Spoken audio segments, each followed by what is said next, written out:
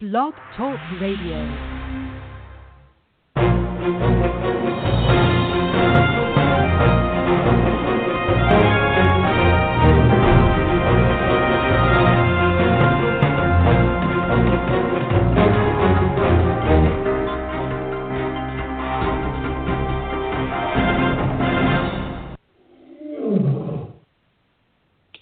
Well, welcome to Carnivore Radio. We have a special post-election edition. We have the esteemed guest, Chris Calandra, Dr. Lopkin, as always. And, okay, I'm older than the both of you, and I've never seen anything like this in terms of the whole election. Chris, you're the guest. Your feedback on that? Well, it was an amazing turnout. I don't know exactly what the percentage increase was, but a massive amount of people were engaged in the election and voted. And even though the numbers increased, still remains a 50-50 country. I think Biden has about 77 million votes, and Donald Trump has about 72, 73 million. So it's very closely divided. And if you back California out of the equation, which is decidedly Democrat, the rest of the country is very tight, 50-50. Yes, Dr. Lopkin, Chris has a good point. What do you think about the fact that Tuesday night I went to bed thinking Trump won in the morning? I was listening to radio on the way to my work, and it got less and less and less and less. Conspiracy theory, yes or no? There have been Democratic whistleblowers that have come forward and said that they were told to backdate votes that did not come in before Election Day. So, yes, there is evidence of fraud, and the the folks that are coming out and saying that there was fraud in favor of Biden are Democrats. These are folks that they were poll watchers for the Democratic Party. So I think it's hard to dismiss the idea that, yes, there was fraud. I think, as we were talking before we went on the air, I think if Trump had not had so many negatives, as you were suggesting, maybe there wouldn't have been, they wouldn't have been able to commit enough fraud to get Biden in. But Chris is absolutely right. We are a divided country, 50-50, even including California. Because if you were paying attention to the California congressional races, a Republican took one of the congressional seats away for the first time in 45 years. Well, one thing that's interesting to me, I'll throw out to both you gentlemen. It's interesting to me because it used to be, Ronald Reagan in the 60s won California. In the 90s, it was a California governor. Schwarzenegger was a so-called Republican. We're so polarized now, it's like two countries. Chris, you first. We're like polar opposites. It's not even the same scheme of things. Yes, it's sad. I love this country. I know you guys too. Your listeners love this country. It's sad to see so much division and so many people that really hate the way the country is. And it is worse than I've ever seen in my lifetime. I was born in 1970, so I certainly didn't see the divisiveness of the 1960s, but it is a big divide, and it's not just a divide where people disagree with one another. So many people have a lot of intense, I'll use the word hatred, and there's varying degrees of this, but there's also so much intensity. increasingly not like, hey, let's agree to disagree. Oh God, no. That's like I'm sorry, Chris. I don't mean to interrupt because your point is well founded. That's like 1990. Okay, George H. Bush against Clinton, whatever.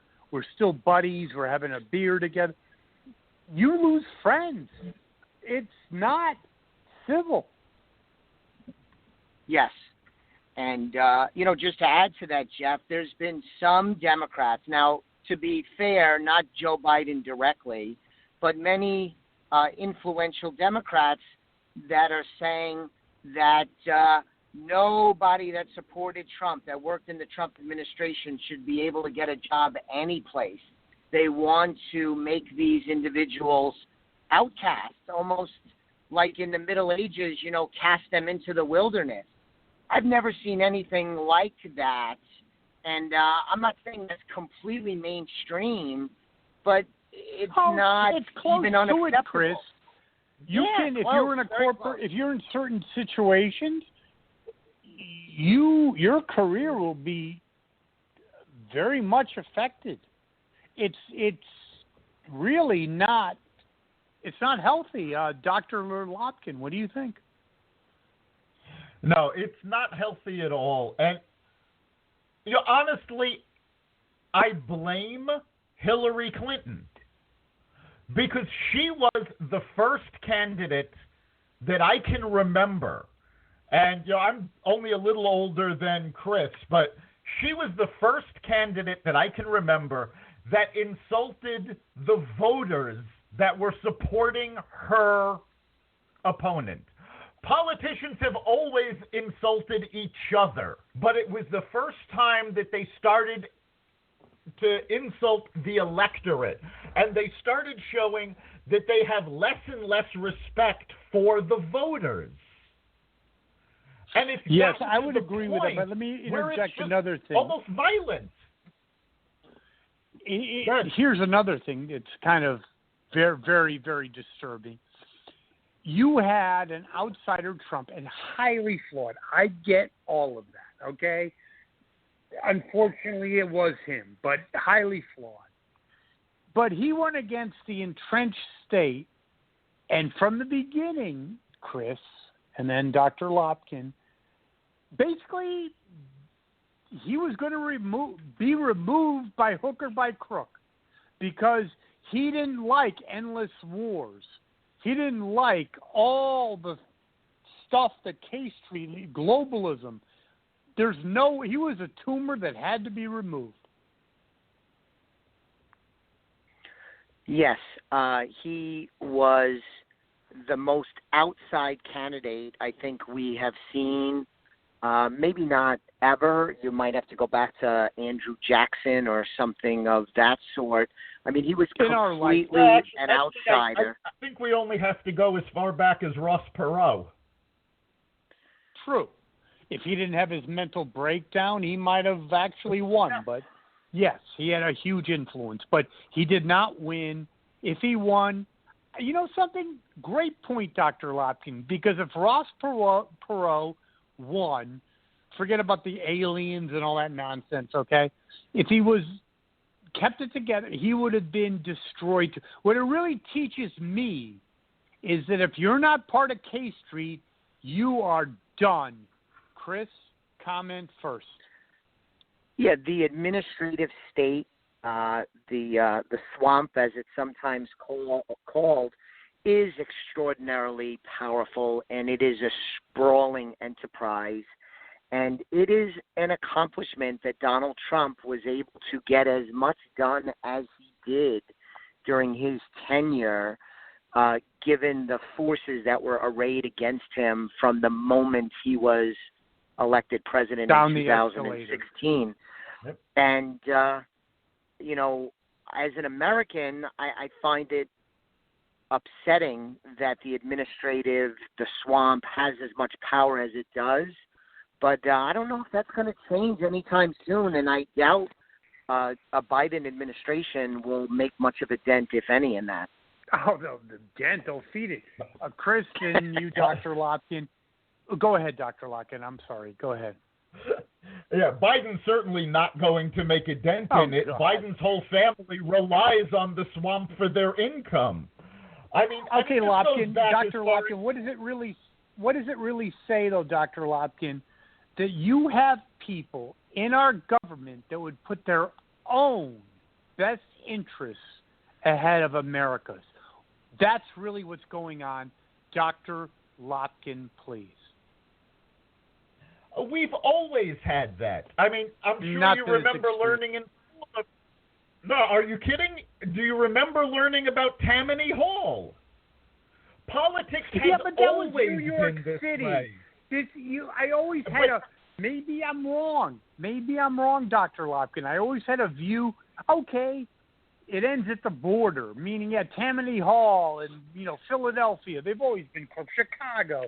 But I have never seen, it's not a joke. You have endless wars. It never ended at the border. I highly recommend people watch the History Channel miniseries, The Men Who Built America. There is a section in there where they talk about the election of Teddy Roosevelt. And Teddy Roosevelt was literally forced into office by this swamp. It has always been this way. You have families. You have people. I can rattle off a couple names just off the top of my head. Rosa DeLauro, Chuck Schumer, hell, Barack Obama. These are people who were not qualified for any job, and they got an entire career because they got in with the swamp. Yeah, but that's a whole thing. So I'm not trying to be melodramatic. Chris, I'll throw it out to you. You have people fighting in these wars for Chuck Schumer's gated community. Am I so far off from the truth? No, I don't think you are far off from the truth. And, it's worth mentioning, at least in my opinion, and I would love your thoughts, is, and it's not just the Democrats and the media that were arrayed against Donald Trump. It seems to me that the Republican Party, which didn't really come out against Donald Trump, but they certainly were perfectly fine with him taking all of the incoming shots and letting him stay out in front. And there were only a handful of people that consistently were out there and joining the fray. I can't remember an administration where you didn't really see many Republican congressmen or senators on public record about any of these things. And I bet you a lot of them are not sad to see Donald Trump go because they themselves Oh, no. They're fine with it. Yeah. The trough is opened up again. We will be in another stupid war. It'll be in the Middle East. It'll be about nonsense. And life continues. The military-industrial complex. Dr. Lopkin. Yeah, no, it is important to point out that the swamp is not party-specific. Both parties are mired in it. That's why we don't have successful third-party candidates. Because the Democrats and Republicans essentially have a stranglehold on the primaries. For somebody to get onto the ballot in each state and actually get enough attention, I think maybe Warren Buffett and Bill Gates have enough money to pull that off. But other than them, if you don't go through the two-party system, you're shot. Okay, so before we go to our break, after the break, I want to talk about, are we really that much better than the Banana Republic? What's the difference? All right, hold on to that. Yeah, hold on to that thought. We'll be right back. To reach the next level, you need to operate at peak performance. The key to this is mastering the 7 elements of success. Learn how to master mindset, focus, operations, communications, innovation, evaluation metrics, and continuous improvement. Get the Biznetics way at Amazon, Barnes & Noble, Books A Million, and bookstores near you. And we're back. And remember, if you want to be part of the conversation, You can call in at 563-999-3693. That's 563-999-3693. So, Dr. Lopkin, the question is to you, then I'm going to throw it out to Chris. How are we better than it? We're richer than the Banana Republic for now.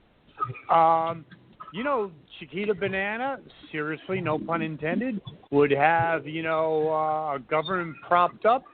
I don't know if it's even any better. It could be worse. I mean, at least they didn't engage in crazy wars, which I know we're going to do very soon, to enrich few at the expense of many. And then plus, look at the media. Oh my God! They knew the Russia thing was a joke. They all knew it, but they still did it, didn't they, Dr. Lopkin? They did. They stuck to that story, even though all the evidence proved that there was nothing there. Honestly, at this moment, I don't know that we are better than a Banana Republic. I think the one thing that keeps us from going down that path further is the fact that there are always people who will resist. Businesses, certainly not the media, but even among the media, you still have the Sean Hannitys, the Breitbarts, who will be an opposing view. And there's always a way. We don't have where they're coming into our homes with guns. Quite frankly, well, not now. I think not now. That's the one thing I always find that absolutely hysterical, because the ones that want to take away the guns are also the ones that are trying to take away the most rights. Well, guess what? If the people you're trying to take away guns for aren't going to just willingly turn them over. So if you go down that road where it's actually an armed insurrection, the liberals are going to lose big time because they're the ones that don't have guns. For now, Chris, Dr. Lopkin, as always, has some amazing points and very spot on. But does it trouble you that you have a media that's in cahoots with the swamp? That, to me, is the scariest of all. They knew damn well there was no Russian conspiracy. They knew all of this. They knew everything, yet it was a successful coup attempt. In the end, it was a coup attempt, and it worked, didn't it? It did work, and yes, the media's behavior, and they've always been liberally biased, democratic biased, but the lack of integrity and professionalism is astounding, and it is, you expect politicians to behave badly. They've always behaved badly, and there's always crooked ones on both sides of the aisle, but you want the press to be a check on the power of the government, and they've abandoned that, and they've abandoned the truth, and that is what worries me the most, even way more than any craziness that went on with the election and fraudulent voting. You know, the rot at the core of our media is something that could lead to serious problems in the republic, and also will lend itself to politicians. I think it already has. Even more brazen, because they don't have the check. Lopkin, you had a point for Chris's amazing point. What did you say? I was just agreeing. I think it already has caused problems for the Republic. It's not something that's going to happen. It's happening. There is no standard of journalism anymore. And this includes Breitbart and Sean Hannity that I said before, Fox, CNN, MSNBC, all of the networks, most of the newspapers. When I was a journalist, if you did not have 3 independent sources, at least one of which was willing to go on the record, you did not publish a story. Now, You can pop a rumor onto Twitter, and all of a sudden the media picks up, oh, it must be true. Okay, here's the point for both of you. They got what they want. They got the senile 88-year-old Joe Biden. Project a little bit into the future. How do they defend that? Chris, first you. Not about what they did, but how do they – you can protect someone in a campaign. He doesn't talk. But when he's babbling on and obviously he's got dementia, how do you cover that? How do you cover your butt? That is a great question, Jeff. The media, they did everything that they could possibly do to get Trump out of office, and yes. They were successful. And now what will happen? I mean, they're a shell of what their former selves. I mean, they poll worse than congressmen, worse than used car salesmen. Yeah, but they still have the airwaves, so to speak, old school kind of a thing. But so how do you reposition that when someone's on the stage with a world leader or doing a press conference, and obviously now I was around in the late 80s, but Reagan already did his thing. It was the last 2 years. It didn't even bother him. You have someone that's worse than Reagan at his worst. I mean, how do you cover that? First you, Chris, then Dr. Lopkin. You gave us they're not going to cover him with any skeptical eye. They're going to cover for him, and they are not going to do any strong reporting. So he has advantages that Republicans and Donald Trump in particular would die for, and that's what we're going to see. We will not see the media. Are Americans dumb enough before we throw it out to Lopkin? I mean, you see what you see. You see white bread or pumpernickel. It's still pumpernickel or white bread. I mean, are people that dumb that they can be repositioned? I mean, you see a guy that's not ready for prime time. I mean, how do you spin that for 4 years if he makes it? They're not going to be able to spin it for 4 years. They'll spin it for the first year or so. But now, this is where globalism is going to come back to bite them in the ass.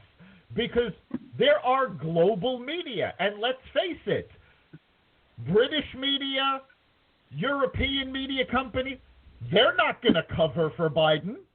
And eventually, the American media is going to be so embarrassed by their coverage when the rest of the world sees that Biden has dementia, and our media didn't even cover it, they're going to have to come out. And honestly, I think they're going to cover it as though it just happened. There was no clue that it happened before, and they will fall in line behind Kamala Harris. Okay, great. Amazing. Chris, you need to comment on that. What was I don't know. The Trojan horse? Go ahead. I know a lot of people that I've spoken to that are significant Trump supporters that believe that Joe Biden will step aside and we'll have President Harris before too long. I don't personally subscribe to that. I do not believe that will happen. Do I think that he's mentally compromised and not as sharp as he once was? Absolutely. But I think he will serve his 4 terms. And in terms of the foreign press, I read a lot about politics. I'm a bit of a news junkie. I really like reading, the Daily Mail UK, which is a British newspaper. And listen, they have a lot of left-wing stuff there, but I also see things supportive and critical, supportive of the Republican positions and negative against Democratic positions way more frequently than I would if I read the New York Times. And it's actually a more balanced view. So I think that point about the foreign press is spot on. Well, it'll be very interesting. I want to definitely see Anderson Cooper and the rest. Well, Rachel Maddow, she's a hack. But I mean, how do you cover your butt? Well, and to Chris's point that he doesn't think they're going to push Biden out, Nancy Pelosi has already made noises about removing Biden. But honestly, I think if there's half a brain in the Democratic Party, and I don't know that there is anymore, but if there is, they actually won't pull Biden out of office.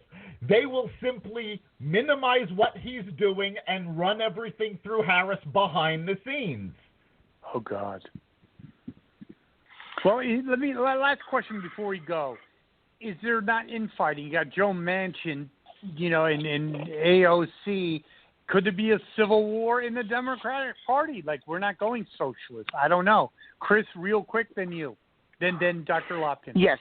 I think that is, I don't know if I would say civil war, Jeff, but the idea that all Democratic senators and Congress people are going to fall in line to a socialist agenda, I think is far-fetched. Has that ideology made tremendous inroads? Absolutely. But I don't think it's a slam dunk. And the results of the House, where the Republicans surprisingly picked up many seats and are in a position to take over the House in the midterms in 2022. They will, by the way. Will cause a lot of Democrats to cool their jets on some of the more extreme positions. And Joe Manchin, a senior statesman, been around a long time, I think he was not only speaking for himself, but I would suspect giving cover to others that are more moderate Democrats, a smaller number than there used to be, yes, but will still need to be convinced to go along with some of the more extreme things that someone like AOC would like to advance. So the American people provided some pretty good checks and balances, and my fears are not as great as others, maybe even you, Jeff. I agree 100%. Dr. Lopkin, final thoughts before we leave. Yeah, I think there's definitely a big divide now in the Democratic Party. The more mainstream Democrats have come out and blamed AOC and the squad for the Republicans gaining ground in the House. And AOC herself has basically, I don't remember her exact words, but it came out basically saying, well, if it's going to be this hard to do what I want, I may not run in 2 years. Oh, so, they may be starting to give up. Yeah, it's, we'd be so sorry to see her go. But, no, so there's definitely a shift away from the radical left, and that's going to be a good thing. And as far as, what Chris said about, not being terribly worried, I'm actually not particularly worried either. I'm a big fan of government gridlock. So as long as the House is one party and the Senate is the other, I'm happy, because that means they can screw up a lot less. Exactly. Well, gentlemen, it was a great show. Calandra, thanks so much for being on. As it was always, a pleasure. It's awesome. And Dr. Lopkin, awesome as always. And excellent show, gentlemen. Thanks, guys. Absolutely. Have a great weekend. And we will be back here next Friday at 4 o'clock at blogtalkradio.com/Carnivore Radio. You can also catch the replay as well as our Carnivore Bites podcast on the Apple Podcasts app, Google Play, iHeartRadio, Spotify, and wherever you find podcasts. We'll see you next week.